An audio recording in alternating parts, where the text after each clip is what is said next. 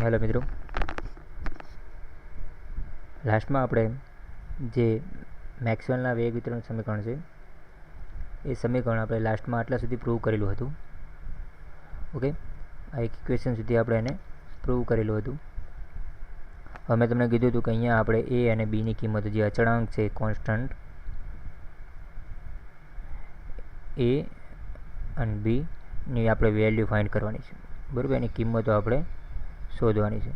તો સૌપ્રથમ આપણે એની કિંમત મેળવવા માટે જોઈએ તો આપણે જે લાસ્ટમાં જે આ ઇક્વેશન પ્રૂવ કર્યું છે આપણને એ ઇક્વેશન આપણે શું કહી શકીએ કે જે સમીકરણ દર્શાવે છે એ સમીકરણમાં બંને બાજુ આપણે એન સમીકરણ આપણું જે સમીકરણ નંબર આપી છે, ધારો કે સમીકરણ 1 છે, એ સમીકરણ 1ને એન ડીવીએક્સ ડીવીવાય ઇન્ટુ ડીવીઝેડ વડે ગુણી દઈએ.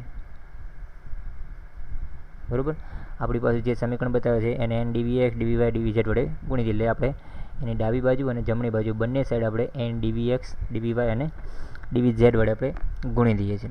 માટે આપણને સમીકરણ કેવું મળશે? N F of V X F of V Z V Y F of V Z D V X D V Y D V Z is equal to, અહીંયા આપણે એન વડે ગુણીશું N A cube E raise to minus B V X square plus V Y square plus V Z square. Okay, into D V X ગુણાકારમાં હશે ડીવીવાય ડીવીઝેડ આપણને મળે છે. Okay, તો આ પ્રમાણે આપણને જે કિંમત દર્શાવી છે, જે વેલ્યુ મળે છે, એ સમીકરણની જે ડાબી બાજુવાળો ભાગ આપણે કહીએ, લેફ્ટ સાઈડવાળો જે ટર્મ્સ કહીએ, એ ટર્મ્સ આપણે એમને કહી શકીએ કે અહીં જેમના વેગના ઘટકો, આપણું જે ડાબી બાજુનું ટર્મ્સ છે એ જેમના વેગના ઘટકો એ વીએક્સથી વીએક્સ પ્લસ ડીવીએક્સ હોય, વીવાયથી વીવાય પ્લસ ડીવીવાય હોય અને વીઝેડથી વીઝેડ પ્લસ ડીવીઝેડની વચ્ચે આવેલા હોય એવા અણુઓની સંખ્યા બતાવેલી છે, એ પણ એકમ કદ દીઠ. બરાબર, તો ડાબી બાજુનું ટર્મ્સ આપણે દર્શાવે છે કે આ જે કિંમતો વેગના ઘટકો છે એ વેગના ઘટકોની વચ્ચે જે આવેલા છે એ પાર્ટિકલ્સને અથવા એ અણુઓની સંખ્યા બતાવે છે, એ પણ એકમ કદે દર્શાવે છે. બરાબર, હવે જો આપણે એમની કુલ સંખ્યા એન શોધવી હોય, પાર્ટિકલની કુલ સંખ્યા આપણે એન દર્શાવી હોય તો આપણે શું કરશું? સંકલન કરશું, બધાને ભેગું કરશું, એટલે આપણે ઇન્ટિગ્રેશન દર્શાવી દઈએ છીએ. આથી સમીકરણ જે આપણને લાસ્ટમાં મળે છે, આને સમીકરણ હું 2 કહી દઉં. તો આ સમીકરણનું આપણે શું કરશું? ઇન્ટિગ્રેશન લઈ લઈશું. બરાબર, એનું સંકલન કરી દઈશું વીએક્સ વીવાય અને વીઝેડ, અને આપણને જે બી સંખ્યા મળશે એ આપણે શું મળશે? કુલ નંબર ઓફ એટમ એન મળશે. એટલે જે સમીકરણ બતાવ્યું છે લાસ્ટમાં એ સમીકરણનું આપણે સંકલન કરશું. તો આપણું જે સમીકરણ છે એને આપણે અનંત અવકાશની અંદર વીએક્સ વીવાય અને વીઝેડ પરથી આપણે સંકલન દર્શાવીએ છીએ. આથી સમીકરણ જે આપણે દર્શાવીએ છે એને ઇન્ટિગ્રેશન લઈશું અનંત અવકાશમાં. અહીંયા 3 ડાયમેન્શન માટે છે એટલે આપણે 3 ઇન્ટિગ્રેશન દર્શાવીએ છીએ, માઇનસ ઇન્ફિનિટીથી પ્લસ ઇન્ફિનિટી, એ જ પ્રમાણે માઇનસ ઇન્ફિનિટીથી પ્લસ ઇન્ફિનિટી, અહીંયા પણ માઇનસ ઇન્ફિનિટીથી plus infinity. Okay, into N F of V X F of V Y F of V Z D V X D V Y D V Z is equal to, અહીંયા પણ આપણે 3 ઇન્ટિગ્રેશન દર્શાવશું. અહીંયા એન અને એ અચળ છે, આપણે એને ઇન્ટિગ્રેશનની બહાર લખી નાખીએ. માઇનસ ઇન્ફિનિટીથી પ્લસ ઇન્ફિનિટી, માઇનસ ઇન્ફિનિટીથી પ્લસ ઇન્ફિનિટી, અને એ જ પ્રમાણે ત્રીજું ઇન્ટિગ્રેશન માઇનસ ઇન્ફિનિટીથી plus infinity E raise to minus B V X square plus V Y square plus V Z square into D V X D V Y D V Z તરીકે. ઓકે, આ રીતે આપણે એને 3 ઇન્ટિગ્રેશન આપણે દર્શાવી શકીએ છીએ.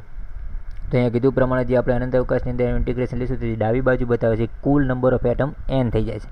માટે એ ડાબી બાજુના ટર્મ્સને હું એન કહી શકું. માટે n is equal to n A cube. હવે જો આ 3 અલગ અલગ ટર્મ્સની અંદર ઇન્ટિગ્રેશન થશે. એક તો ડીવીએક્સનું પણ થશે, જે વીએક્સ સ્ક્વેરનું થશે. એ જ પ્રમાણે બીજું ઇન્ટિગ્રેશન છે તે હું એને અલગ અલગ દર્શાવી દઉં આ પ્રમાણે, માઇનસ ઇન્ફિનિટીથી પ્લસ ઇન્ફિનિટી. પહેલું ઇન્ફિનિટી આપણને ઇન્ટિગ્રેશન થશે minus E raise to B V X square D V X, બીજું થશે આ પ્રમાણે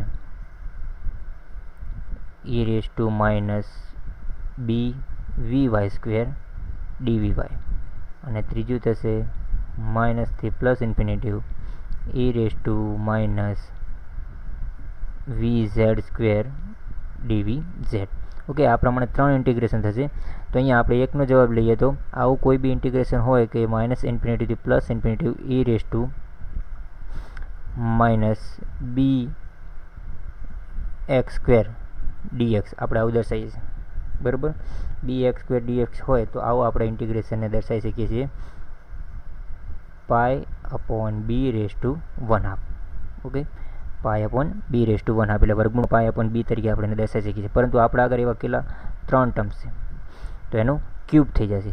આથી આપણને મળશે માટે n is equal two n A cube, અને આ ટર્મ્સ મળશે 3ની કિંમતો લઈએ તો પાઈ અપોન બી 3/2. ઓકે, બંને બાજુથી n રિમૂવ થઈ જાય એટલે અહીંયા વધશે ડાબી બાજુ આપણને 1 એ cube pi upon B rays to 3/2. આપણે શોધવાનું છે અહીંયા પહેલાં એ, માટે એ ઇઝ ઇક્વલ ટુ શું થઈ જશે, sorry, a cube is equal to b upon pi raise to 3/2 આપણે કહી શકીએ છીએ, બરાબર. અને બંને બાજુથી આપણે ક્યુબ રિમૂવ કરીએ તો માટે એની કિંમત તમને મળે છે બી અપોન પાઈ રેઝ ટુ 1/2, અથવા આપણે રૂટની અંદર દર્શાવી શકીએ છીએ બી અપોન પાઈ તરીકે. ઓકે, તો આ પ્રમાણે આપણે આ અચળાંક એની કિંમત મેળવી. હવે એ જ રીતે આપણે બી પણ મેળવશું. હવે આપણે જે બી છે અચળાંક બીની કિંમત શોધવા માટે જોઈએ તો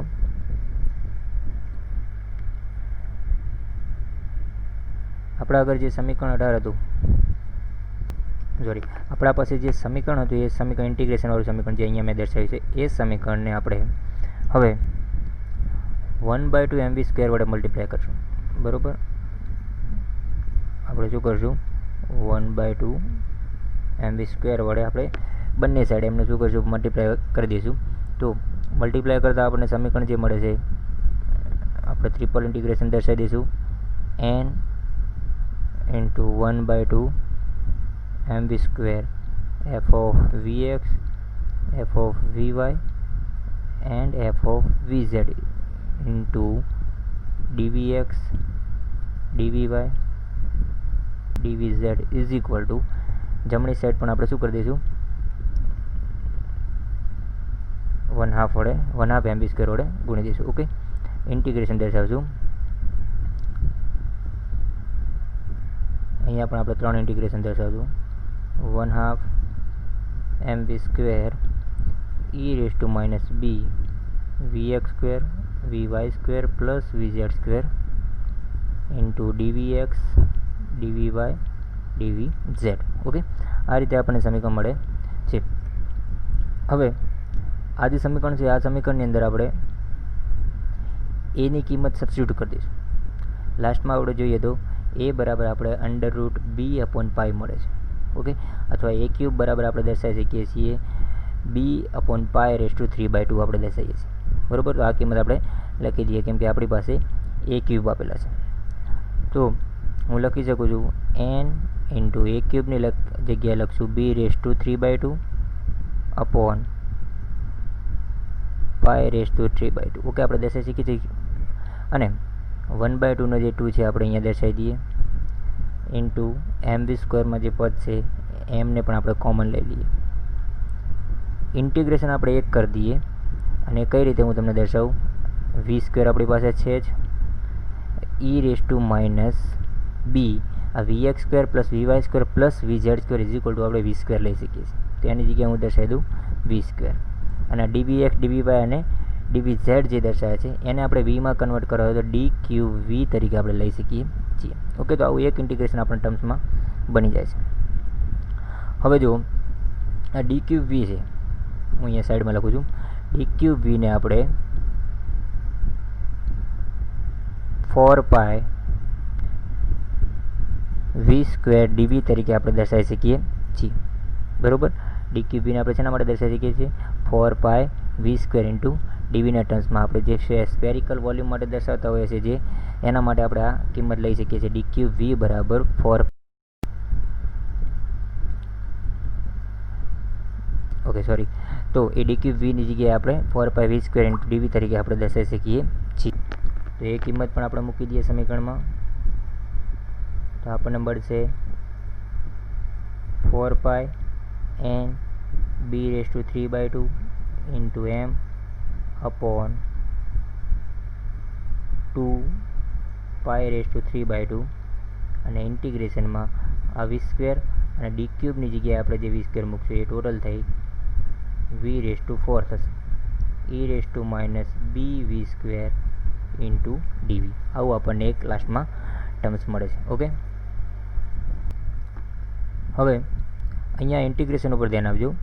આ જે આપણા આગળ ઇન્ટિગ્રેશન છે, આવું કોઈ ઇન્ટિગ્રેશન હોય 0 થી infinity e−ax² x⁴n into dx, આવા ઇન્ટિગ્રેશનને આપણે 1/2an+1/2 અને ગામા ફંક્શનની અંદર આ વર્ગમૂળ નથી, બરાબર, રૂટ નથી, ગામા ફંક્શન છે, n+1/2ના સ્વરૂપમાં દર્શાવી શકીએ છીએ. બરાબર. તો આપણા પાસે એવું ટર્મ છે. અહીંયા આપણે બંને સમીકરણને સરખાઈએ તો જોઈ શકીએ છીએ કે એની જગ્યાએ આપણે અહીંયા દર્શાવીએ છીએ બી, x² જગ્યાએ આપણે અહીંયા v² છે, dxની જગ્યાએ dv છે. ઓકે, x⁴n મતલબ v⁴ છે. n બરાબર આપણે અહીંયા 4 દર્શાવી શકીએ છીએ. આપણે આગળ n બરાબર 4 છે. ઓકે, a બરાબર આપણે b દર્શાવવાનો છે. તો આ કિંમતો આપણે દર્શાવી શકીએ છીએ. x બરાબર જ્યાં છે v દર્શાવી શકીએ છીએ આપણે. તો આ બધી કિંમતો રહી આપણે આ સમીકરણમાં ઉપયોગ કરી શકીએ છીએ. માટે આ ટર્મ્સ મુજબ આપણે લખી શકીએ છીએ આપણી કિંમત 4π(n)(b)^3/2 into m divided by 2π(3/2) અને આનું ઇન્ટિગ્રેશન આપણે આ પ્રમાણે દર્શાવીએ તો 1/2 એની જગ્યાએ આપણે દર્શાવશું b, એનની જગ્યાએ 4+1 એટલે કે 5/2 અને ગામા ફંક્શનની અંદર દર્શાવીએ તો 5/2 તરીકે આપણે દર્શાવી શકીએ છીએ. હજુ એક ગામા ફંક્શનના નિયમ પ્રમાણે આપણે કહી શકીએ કે જો ગામા 5/2 હોય તો એને આપણે 3/4 તરીકે લઈ શકીએ છીએ. ઓકે, ગામા ફંક્શનના નિયમ પ્રમાણે આપણે દર્શાવી શકીએ છીએ. કેમ કે કોઈ બી કિંમત હોય અને આપણે ગામા ફંક્શન તરીકે દર્શાવવો હોય, ધારો કે આપણી પાસે ગામા ફંક્શન ઓફ n છે, તો એ n કન્વર્ટ થઈ જાય છે n-1 અંદર. ઓકે, અને એ જ પ્રમાણે વર્ગમૂળની અંદર આપણે દર્શાવો તો એની વેલ્યુ પણ એ પ્રમાણે ચેન્જ થતી હોય છે. અને ગામા લાસ્ટમાં જો ગામા 1/2 આવે તો એને √π તરીકે કહેવામાં આવે છે. આપણું જે આ ટર્મ છે એ રીતનું જ બનતું હોય છે કે એમાં 3/2, 1/2 અને √1/2 આ રીતનું ટર્મ્સ આપણને બનતું હોય છે. આથી જુઓ 3/2 ઇન્ટુ 1/2 એટલે 3/4 થશે અને ગામા 1/4 જે છે 1/2 થશે, એની જગ્યાએ આપણે લખી શકીએ છીએ √π. એટલે આપણી કિંમત આખી ડાયરેક્ટલી આવી બની જશે. બરાબર. એટલે આ યાદ રાખજો, ગામા 5/2 હોય તો એને 3/4 √π તરીકે દર્શાવી શકીએ છીએ. આવી એની બીજી ઘણી બધી પણ કિંમતો છે, જેમ કે ગામા 3/2 હોય તો એને તમે 1/2 ગામા 1/2 એટલે કે 1/2 √π પણ કહી શકો છો. આવી અલગ અલગ કિંમતો ગામા ફંક્શનની અંદર આપણે દર્શાવી શકીએ. આપણી અગર ગામા 5/2 છે તો એને આપણે લખી શકીએ છીએ 3/4 √π તરીકે. તો એ કિંમત પણ આપણે અહીંયા સબસ્ટિટ્યુટ કરી દઈએ તો 4π(n)(b)^3/2 ઇન્ટુ m/2π(3/2) અને અહીંયા થઈ જશે 1/2b 5/2 અને આ થઈ જશે 3/4 √π તરીકે. ઓકે, એ કિંમત આપણે સબસ્ટિટ્યુટ કરીએ ત્યારે આપણને જમણી બાજુનું ટર્મ્સ આ રીતનું મળે છે. હવે જે કિંમત રિમૂવ થાય છે આપણે રિમૂવ કરીએ. જેમ કે આપણા પાસે એક π રિમૂવ થઈ જાય છે, 4 પણ રિમૂવ થઈ જાય છે અહીંયાથી. ત્યારબાદ ઓકે, બીની કિંમત આપણે રિમૂવ કરી શકીએ છીએ. હું દર્શાવી દઉં તમને કઈ રીતે. તો જોઈએ તો ઉપરના ટર્મ્સની આપણે વાત કરીએ તો ત્યાં n અને m દર્શાવીએ છીએ. નીચે 2 × 2 આપણે 4 દર્શાવી દઈએ આ પાય છે અને આ પાય રેસ ટુ 3/2 છે, તો નીચે અંડરરૂટ 1 પાય વધશે આપણી પાસે. ઓકે, અહીંયા પણ એક અંડરરૂટ પાય છે એ રિમૂવ થઈ જશે. જોઈએ તો આગળ પહેલાં પછી આ 5/2 છે, આ 3/2 છે, તો આપણને ડિવાઈડમાં એક બી મળે છે. કેમ કે બી રેસ ટુ 5/2 માઇનસ 3/2 જોઈએ તો શું મળે છે આપણને? બી રેસ ટુ 1, એટલે કે આપણે બી કહી શકીએ છીએ. એની કિંમત આપણે બી તરીકે દર્શાવી દીધી છે. નેક્સ્ટ, તો એકી કિંમત મળી છે. આ 4 રિમૂવ થઈ ગયા છે. આપણા પાસે અહીંયા 3 પણ છે, તો એ 3 લખી નાખીએ અને અંડરરૂટ પાય પણ રહેશે, તો આ પાય પણ રિમૂવ થઈ જશે. તો લાસ્ટમાં આપણને 3/4 એન એમ અપોન બી મળે છે. ઓકે, તો અહીંયા આપણે બીની કિંમત મેળવવાની છે. આથી જે આપણને આ ટર્મ્સ મળ્યું છે રાઈટ હેન્ડ સાઈડ પર. ઓકે, કેમ કે આપણે જો આ ટર્મ્સ જે બધા દર્શાવી છે રાઈટ હેન્ડ સાઈડનું ટર્મ છે, આપણા પાસે કઈ કિંમત હતી? આપણે જે આ વેલ્યુ દર્શાવી છે એના જમણા બાજુના ભાગને જ આપણે અત્યાર સુધી દર્શાવે છે. આ જે કિંમત દર્શાવી છે એના જમણી બાજુનો ભાગ જ આપણે દર્શાવે છે. ઓકે, તો આપણને જે કિંમત મળે છે આટલી મળે છે, રાઈટ હેન્ડ સાઈડની કિંમત. હવે અહીંયા એવું કીધું છે કે જે આ વેલ્યુ મળી છે આપણને, જ્યારે આપણે કિંમત સબસ્ટિટ્યૂટ કરીએ છીએ, તો આપણને જે આ 3/2 વાળું ટર્મ્સ અથવા 3/4 વાળું જે બી ટર્મ્સ મળી છે એ કિંમત ગતિ ઉર્જાનું જે સમીકરણ છે, તો આપણી જે વેલ્યુ દર્શાવે છે એ વેલ્યુ પણ આપણે એમ કહી શકીએ છીએ કે કુલ વાયુની ગતિ ઉર્જા જ દર્શાવે છે. જે જમણી બાજુ બતાવે છે શું બતાવે છે? વાયુની ગતિ ઉર્જા દર્શાવે છે. હું લસાઈ દઉં અલગથી 3/4 તો NM/B તરીકે આપણને મળે છે, અને એ કિંમત આપણી વાયુની એકમ કદ દીઠ વાયુની ગતિ ઉર્જા દર્શાવે છે. ઓકે, આટલો ભાગ. અને આપણે વાયુની ગતિ ઉર્જાને 3/2 NKT તરીકે પણ દર્શાવી શકીએ છીએ. માટે આપણે આ બંને સમીકરણને સરખાઈએ તો આ સમીકરણ ઉપરથી આપણે કહી શકીએ છીએ, અહીંયાથી 2 થઈ જશે. માટે આપણને જે કિંમત મળશે, માત્ર આપણે આ સમીકરણ સરખાઈએ એવું જ યાદ રાખજો. અત્યારે બરાબરને આપણે યાદ ના રાખશો કે ભાઈ જે આ એકમ કદ દીઠ વાયુની ગતિ ઉર્જા છે એને જ આપણે કુલ ગતિ ઉર્જા સાથે આપણે સરખાઈ છે, 3/2 NKT સાથે સરખાઈ દીધા છે. બરાબર, કેમ કે આપણે અહીંયા બીની કિંમત લેવાની છે. માટે હું બીને કરતાં કરું તો બી બરાબર શું થઈ જશે? એન પણ રિમૂવ થઈ જશે, તો વધશે M2KT. બરાબર, બીની જે કિંમત મળે છે આપણને એ M/2KT મળે છે. એન રિમૂવ થઈ જશે, KT અહીંયા આવશે, બી આ બાજુ આવશે, અને આ 2 આપણે અહીંયા થયા છે એ. તો બીની કિંમત આપણને મળે છે M/2KT. ઓકે, તો આપણને જે અચળાંક મળે છે અહીંયા જે કે બતાવે છે, કેની કિંમત કે આપણે બોલ્ટ્ઝમેન કોન્સ્ટન્ટ કહી શકીએ છીએ. બરાબર, તો આ પ્રમાણે આપણે બીની વેલ્યુ મેળવી છે. હવે આ એ અને બી બંનેની કિંમતો આપણે લાસ્ટમાં જે સમીકરણ હતું આપણી પાસે દર્શાવી દઈએ. આપણા પાસે જે આ સમીકરણ હતું, ઇન્ટિગ્રેશન વગરની જ વાત કરીએ, આ સમીકરણની અંદર સબસ્ટિટ્યુટ કરી દઈએ એ અને બીની કિંમત.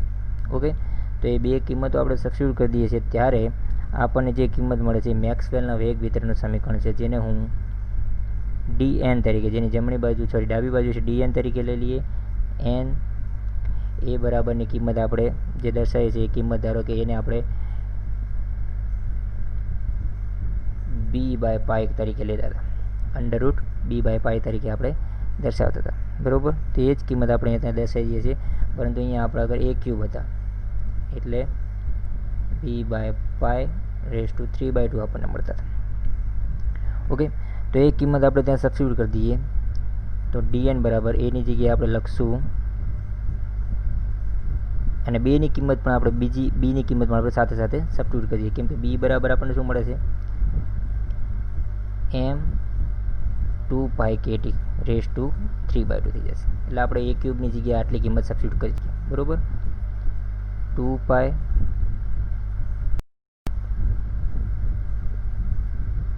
KT રેસ ટુ 3/2, અને બીજું જે ટર્મ્સ હતું માઇનસ બીની જગ્યાએ આપણે લખતા હતા M/2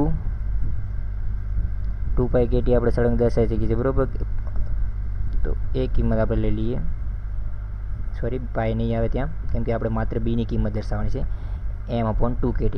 તો એમ અને 2 દર્શાવી દીધા છે. હવે KT આપણે દર્શાવશું VX² plus VY² plus VZ² upon KT.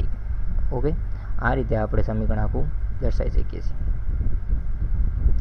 Into dvx dvy dvz. તો આ આપણું મેક્સવેલનું વેગ વિતરણનું સમીકરણ દર્શાવે છે. ઓકે, અહીંયા આપણે શું કર્યું છે, એ અને બીના અચળાંકો આપણા પાસે જે લાસ્ટમાં સમીકરણ હતું એ જ સમીકરણનો ઉપયોગ કર્યો છે. એને 1/2m² મળે. શરૂઆતમાં આપણે એ મેળવવા માટે એ બંને સમીકરણમાં આપણે n ઇન્ટુ dvx dvy અને dvz વડે તો ગુણી દીધા હતા. પછી એનું સંકલન કરીને સંકલનનો જવાબ મેળવ્યો આપણે એની કિંમત મેળવી. અને બીની કિંમત મેળવવા માટે આપણે શું કર્યું કે એ જે ઇન્ટિગ્રેશન બતાવ્યું હતું એ અથવા જે ટર્મ્સ બતાવી હતી એને આપણે 1/2m² વડે ગુણી દીધા. બંને સાઈડ આપણે 1/2m² વડે ગુણી દીધા અને જે પદ મળતું હતું આપણને ગતિ ઉર્જાનું પદ મળતું હતું. ઓકે, અને એના નિયમ પ્રમાણે પછી લાસ્ટમાં આપણને જે સમીકરણ મળતું હતું એ 3/4 nm અપોન b મળતા. જે ગતિ ઉર્જાનું સમીકરણ મળતું હતું એને આપણે 3/2 nKT સાથે સરખાયા તો આપણને b મળી ગયા.